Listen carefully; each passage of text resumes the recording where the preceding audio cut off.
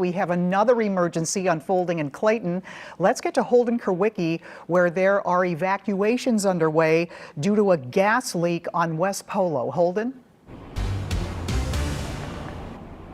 Well, that's exactly right, Kay. There are actually a number of issues going along out here. I'm in the area of around South Hanley and Polo Drive, and as you can see behind me, we have a car that is trapped underneath of a tree blown over during the storm.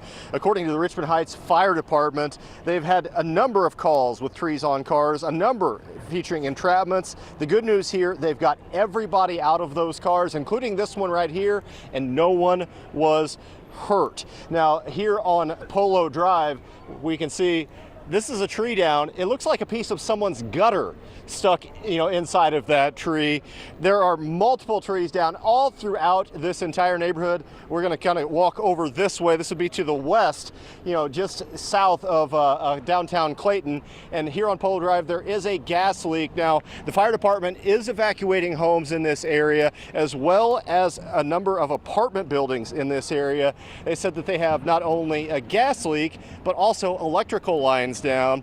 They are currently working with Spire to get out here and try and take care of those gas leaks. When we pulled up, actually, you could smell the gas in this area along Polo Drive. Standing out here in the open air, I can't smell it right now, but oddly enough, they said those gas lines were ripped out of the ground when some of these trees were actually blown over. The other issue that they're working with Ameren is to try and get some of those trees just cleared out of the area right now. But the good news, so far, they are reporting no one was injured. It's just a lot of scary situation, a lot that people are going to have to clear up, because as you just continue to look through this area, there's a lot of old growth trees and things like that have stood here for decades, if not more than a century, that are now on the ground.